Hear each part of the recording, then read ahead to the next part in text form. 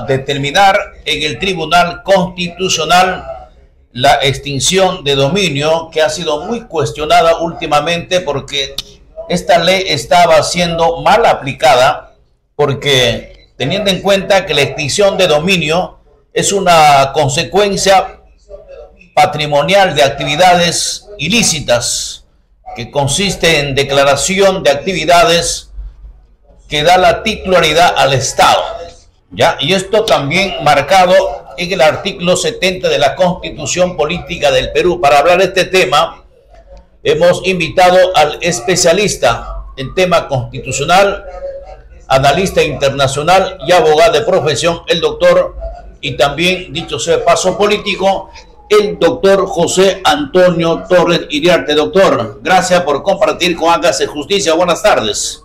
Buenas tardes, es un gusto saludarlo a usted y a toda la audiencia de Hágase Justicia. Doctor, es un tema bastante delicado que ha sido seriamente cuestionado últimamente, porque hay muchos que han perdido su propiedad, teniendo en cuenta que el artículo 70 al parecer garantiza todo ello, pero cuando es ilícito tiene que simplemente pasar todo a mano del Estado. Cuéntame, ¿qué es lo que está fallando ahí, doctor? Porque ¿quién es el que falla, la ley o el que aplica la ley? Bueno, yo creo que la ley ha sido clara siempre, sin embargo ha habido excesos y abusos por parte de los operadores del derecho, porque con mucha facilidad se han comprendido como parte de organizaciones criminales a una serie de ciudadanos y personas a quienes, como usted ha dicho, prácticamente se les confisca, se les no expropia, sino confisca sus propiedades inmuebles registradas a nivel nacional como parte de una medida cautelar con miras a asegurar la reparación civil o la dación de una futura sentencia condenatoria. Pero ha habido muchos casos donde las personas que han sido incorporadas a un proceso han sido incriminadas penalmente, porque diciéndose que sus propiedades son consecuencia de compras irregulares, ilegales, con dinero mal habido, dinero ilícito, conseguido a través del narcotráfico, acciones dolosas, delictivas. Muchas personas han sido luego absueltas, ¿no? De luego largos procesos judiciales, y sin embargo se les ha dañado su moral, su reputación, su prestigio, y además han perdido virtualmente todo su patrimonio. Y el Estado no sabe resarcir cuando causa daño a una persona, nunca lo resarce. El Estado a veces ha llevado a la cárcel a personas inocentes, ha privado de su libertad a gente solamente por un dicho, y además le quita todo su patrimonio, capacidad de poder sostener a su familia, y ahí se han cometido, creo, abusos y excesos. No tengo una estadística, no sé cuántos casos de esa naturaleza se han producido, pero en mi condición de abogado puedo asegurar que son muchos casos. Ahora, eso no quiere decir que la extinción de dominio debe desaparecer, sino habría que regularla, habría que, digamos, darle un sentido de proporcionalidad. Y lo que entiendo, la ley que está ahora en debate ante el Tribunal Constitucional, porque hay una acción interpública, evitar los excesos y abusos. Ahora, de la otra parte se dice, no, el crimen organizado avanza, se está consagrando la impunidad, eso ahora se va a exigir una sentencia condenatoria para quitar los bienes, y no de manera inmediata como venía sucediendo hasta ahora. En todo caso son dos visiones contrapuestas, y yo me inclinaría por la sensatez. En todo caso a las personas no se les puede privar de todos sus bienes. Ahora, podría aplicarse un tema de proporcionalidad, ¿no? Tal vez aplicar las medidas cautelares para ciertos bienes y no para todos, para no haya el riesgo de que si estamos ante un inocente o un presunto inocente, porque bajo la legislación nacional y de derechos humanos hay presunción de inocencia. Correcto. Toda persona es inocente hasta que no sea sentenciada de manera condenatoria, y como los procesos judiciales en el Perú demoran años, hay personas que tienen derecho a que se crea y se presuma su inocencia, salvo que sean condenados de manera efectiva por un tribunal nacional, ¿no? Ya, entonces la pregunta de cajón sería, ¿qué hay que regular ahí? para evitar que justos paguen por pecadores y los pecadores estén libres, ¿no?, de polvo y paja. O sea, ese es el gran problema. Lo que legalmente los responsables no se les confiscan, pero los que están, los inocentes sí pierden todas sus propiedades. Justamente ese es el que hay que regular ahí, doctor. Yo pienso un poco por el sentido común. A las personas que tienen dinero mal habido, no es que tienen una casa, que es la casa habitación de la familia, o tienen dos propiedades, tienen múltiples propiedades, ¿no? Tienen 2 casas en la playa, 2 casas de campo, tienen casas en el norte, tienen tierras en el sur, tienen tierras en la selva. Entonces, cuando una persona tiene, y eso es una cuestión solamente a simple vista, como se dice, tiene múltiples propiedades, yo creo que la medida podría regularse para que, digamos, estas medidas extraordinarias de tipo cautelar que se dictan en procesos de esta naturaleza, donde aplica la ley de extinción de dominio, tengan un límite, ¿no? Porque prácticamente a la persona la dejan virtualmente en la calle, ¿no? Lo despojan de todo. Entonces hay que evitar esos excesos y darle a la persona cierta seguridad, en sentido que casi siempre, y no quiero equivocarme, la persona que es cabecilla, que es líder de una organización criminal, o que ya sabemos que tiene precedentes de dinero mal habido, pues, como repito, tiene tiene decenas de propiedades. Ahora, también hay el riesgo de que dicen, como no se va a aplicar la medida cautelar de extinción de dominio, van a ellos a tener testaferros, van a transferir su propiedad a terceros, a personas de su entorno, a familiares, amigos, a su chofer, a su jardinero. Bueno, ese riesgo existe. Pero yo creo que en la vía jurisdiccional hay que aplicar mucho el sentido común. Y hay que diferenciar, porque ahora ha sido muy frecuente que en la vía judicial en la vía del Ministerio Público se haya hablado de organización criminal, porque se juntan 2 personas o se juntan 3 personas. Claro. O sea, de una manera muy básica, muy elemental, muy simple, y se han cometido abusos y excesos. Y por el contrario, como usted dice, Susana Villarán, por ejemplo, le incriminan a ella, y yo no creo que la señora Villarán, como alcaldesa, haya recibido la coima sin conocimiento de los regidores, gerentes, directivos de la municipalidad. ¿Y por qué no han incriminado a otros? Porque no quieren hablar de organización criminal, y al ser Susana Villarán la única responsable, por ejemplo, ella tiene una pena menor. Entonces acá hay un doble rasero, ¿no? Claro. Para los enemigos les han calificado de hecho organización criminal, y a los amigos le imputan el cargo solamente a una persona para no aplicar la figura delictiva de organización criminal. Yo creo que lo que está fallando, contestando su pregunta inicial, es la aplicación de las normas. El Ministerio Público cometió excesos y abusos, y el Poder Judicial demora demasiado los procesos, demasiado, 5, 10, 15 años, y prácticamente arruinan la vida de mucha gente. Y como repito, cuando el gobierno debe resarcir, o el Estado debe resarcir, nunca resarce. ¿Quién le va a devolver la libertad a esa persona, o quién le va a devolver su prestigio, su buen nombre, ¿no? Ahora, doctor, la Defensoría del Pueblo justamente es el que está presentando, ¿no? Ha presentado ello, y ahora va a determinar el Tribunal Constitucional. Es precisamente por los muchos afectados, ¿no?, que han salido finalmente luego de un largo proceso inocente, que no tenían ninguna culpabilidad en el proceso que se le ha interpelado, investigado, pero a las finales no pudieron recuperar sus pertenencias, y ellos han sido los más perjudicados, porque les han terminado por desbancar y terminar en la bancarrota. Ese es justamente, o sea, significa que está bien lo que está presentando Defensoría del Pueblo, y que tiene que determinar el Tribunal Constitucional, doctor. Bueno, la Defensoría tiene esa facultad, no puede interponer acciones ante el Tribunal Constitucional, y entiendo que la Defensoría del Pueblo han acudido ciudadanos que han sido despojados de todos sus bienes. Ahora, hay un simplismo básico en el Ministerio Público, porque llaman organización criminal a cualquier cosa, disculpando la expresión. Claro. Para exagerar las cosas y para aumentar las penas, dicen es una organización criminal, y a veces son personas que no han tenido ningún tipo de participación delictuosa en ningún tipo de delitos, pero se involucran y como tienen registro de propiedades a su nombre, como medida cautelar, extinción de dominio. Todas las propiedades pasan a ser cauteladas por el Estado.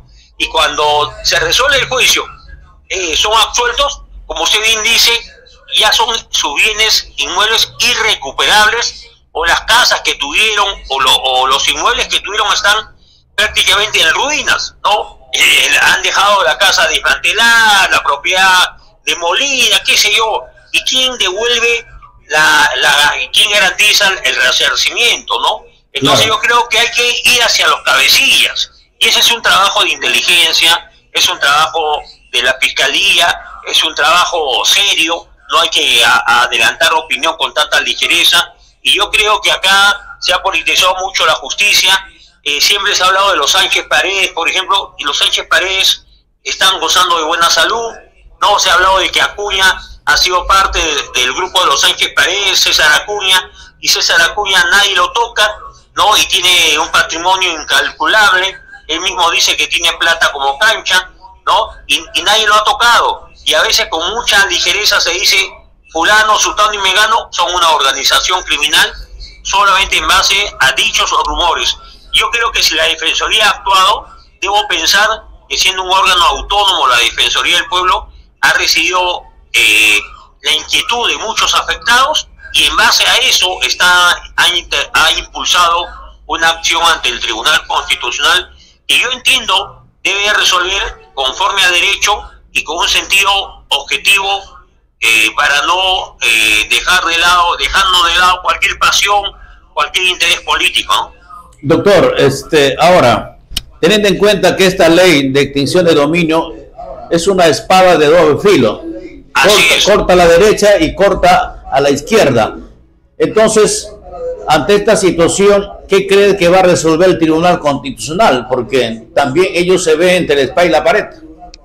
Bueno, yo he estado siguiendo de cerca cómo el Tribunal Constitucional actual tiene una orientación más objetiva que la anterior. Estuvo sesgado, que estaba casi en manos de Martín Vizcarra y un sector que tenía como objetivo denostar de todos los que eran opositores al mundo caviar y al sector vizcarrista, ¿no? Pero yo creo que ahora los miembros del tribunal, los magistrados, son 7, cada uno tiene su punto de vista. Pueden haber algunos votos singular o puede haber un voto por mayoría. No creo que haya unanimidad porque es un tema muy opinable, discutible, debatible, pero yo creo, me inclino a pensar que por mayoría van a resolver, a favor de la medida impulsada por la Defensoría del Pueblo, ¿no? Qué bien, doctor, entonces ese es su punto de vista, su posición, y eso se respeta también. Esperamos, pues, cuál será la posición del Tribunal Constitucional y los miembros que tienen que determinar todo ello en bien de los que, en bien de la justicia principalmente, claro, ¿no? Y no favoreciendo a nadie.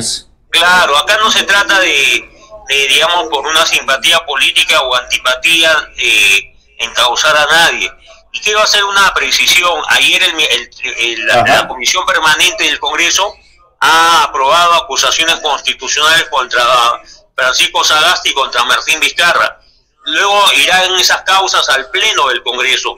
Pero en realidad creo que tanto Martín Vizcarra como el señor Sagasti tienen derecho al debido proceso, ¿no? Sus derechos están siendo garantizados en el Congreso, pero me llama la atención que un abogado como José Ugaz Sánchez Moreno, que fue procurador en el gobierno de Fujimori, ¿no? Y luego fue procurador en el gobierno de transición, es una persona que tiene el concepto de la justicia mediática, y él ha escrito y ha publicado columnas de opinión respecto a que la justicia mediática consiste en que si tal señor, según los medios de comunicación, es culpable, los jueces, siguiendo la pauta de lo que dice la opinión pública, dice la calle, o dice un diario o una emisora, deben seguir esa línea y condenar a ese señor, porque ya el pueblo el pueblo mediáticamente ha adelantado una opinión.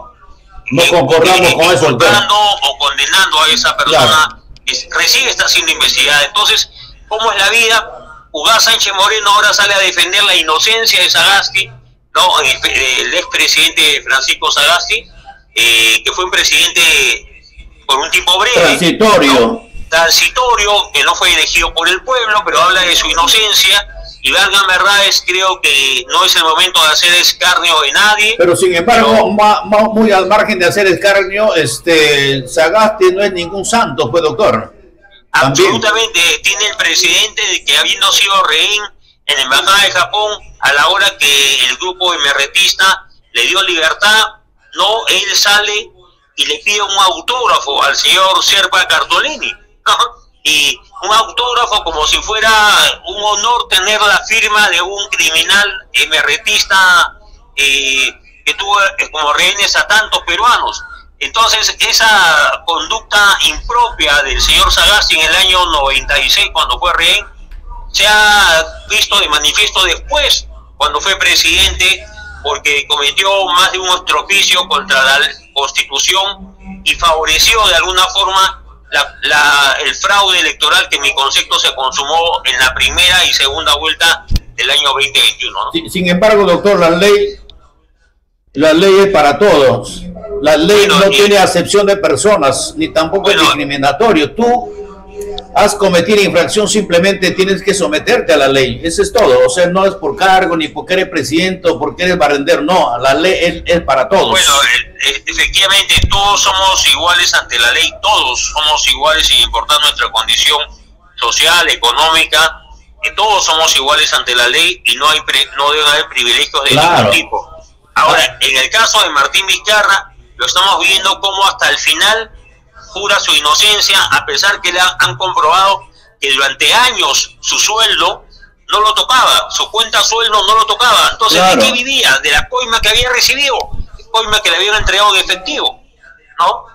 Pero a pesar de eso, este es un hombre tan cínico que ha causado tanto daño al Perú durante la pandemia, que cerró el Congreso, que sigue asegurando su inocencia. Y bueno, como existe la presunción de inocencia, habrá que esperar la condena que el tribunal judicial tiene que dar en las próximas semanas, ¿no? Claro, y aparte de eso también hay otro tema, tanto como el congresista Bermejo y el líder de Perú Libre, que también hay otra sanción de 20 años, ¿no? Que podrían quedar inhabilitados también. Ese es un proceso que se ha iniciado. Bueno, el caso de Bermejo, que es congresista, y Cerrón, que está en la clandestinidad, ambos han sido incriminados por el Ministerio Público, que pide penas privativas contra Bermejo, y Bellido, que son congresistas, y contra Cerrón. Bellido también. ¿No? Claro, entonces, en verdad, no creo que no es una ocurrencia del Ministerio Público, no es un antojo, no es una situación, de ninguna manera. Hay fundamentos, porque hay investigaciones policiales, hay investigaciones de varios años atrás, donde le han hecho seguimiento a estas personas y donde definitivamente han sido operadores de movimientos subversivos de Sendero Luminoso, que luego empezó a usar la careta del hombre de Movadef para tratar de formar un partido político. Claro. ¿No? Y de alguna forma, Wilson, cuando Pedro Castillo, que fue dirigente magisterial, insurge en la política, él tuvo apoyo del Movadef, ¿no? Y tuvo apoyo de sectores radicales. Eso es algo que está evidente, de alguna forma probado que es evidente. Una evidencia que no se puede tapar, como dice el sur, con un solo dedo, todo está claro. Así es. Bueno, de tal manera, toda esta situación va a perjudicar su carrera política de estos personajes, doctor. Bueno, definitivamente. Ahora, claro, van a decir Bellido, Bermejo y Cerrón, que son perseguidos políticos, que los quieren inhabilitar, los quieren incriminar, que quieren meterlos a la cárcel porque son potenciales candidatos presidenciales, ¿no? Eso van a decir, como dice Vizcarra, que quieren impedir que yo llegue por el voto popular a Palacio. Bueno, son realmente maniobras para maniobras de victimización, como siempre suelen hacer pues, los personajes políticos cuando se sienten ya descubiertos y de sus actos de manera irregular que han cometido. En el caso de Martín Vizcarra han determinado la ruta del dinero, hay geolocalización. Claro. El señor no usó su sueldo durante años porque era gobernador, al gobernador le depositan en su cuenta sueldo cada mes su sueldo de gobernador, no tocó esa plata. Entonces, ¿de qué vivió? Si tenía carga familiar, hijos en la universidad, esposa, una hipoteca por departamentos que compró. Claro, vivió de la coima, una coima que fue entregada en efectivo. Y ahora con la tecnología actual, Wilson, usted puede decir, yo estoy en Piura, claro, pero sabe que usted no está en Piura, que usted está en Lima o está en el Callao, porque lo pueden geolocalizar. Correcto. ¿No? Así que son tantas las pruebas contra Martín Vizcarra que cada día está más acorralado, pues. Claro, pero hay una diferencia, y permítame un minuto. Yo veo a Humala abrumado y hasta, digamos, dolido, encanecido y envejecido. Pero Martín Vizcarra es un verdadero lagarto. Trata de mostrar su mejor rostro a pesar de que está a punto de entrar a prisión. Pero los rostros que pueda mostrar con los hechos se desvinculan y muestra la realidad del acontecimiento que en cualquier momento puede cambiar, puede determinar la justicia tarde o temprano llega, así que tranquilo. Vamos a esperarlo que el Poder Judicial cumpla su trabajo.